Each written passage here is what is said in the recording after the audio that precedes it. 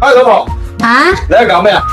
媽子咪幾舒服，搞個豬腰湯佢飲咯，清淡啲，補充下營養。一片片咁切開。係啊，等陣間出水。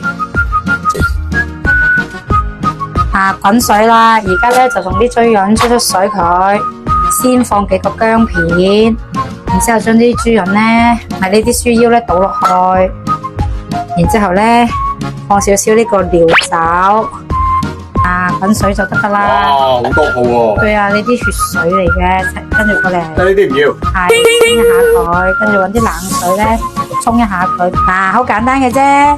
有啲準備個豬腰已經出好水啦。有呢個紅酒薑片，而家滾水啦。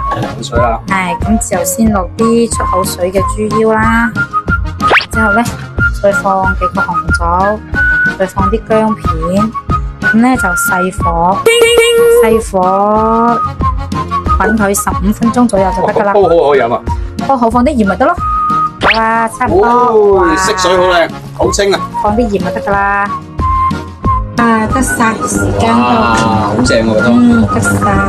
好啊，嗱，一人有碗飲下，唔錯噶啦。個仔都飲啊？係啊，個仔好中意飲呢個湯噶。飲呢個湯。哇，好清喎，老婆呢啲湯。哇，做得太香了吧！清淡，但係又好想吃哦營養咯。你過來喝湯。好啊，谁做的呀？妈妈做的嗎？是的。你嘗一下這個肉啊。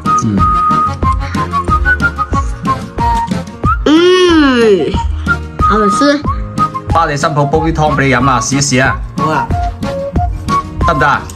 好食啊，好甜啊，好啖湯嘅。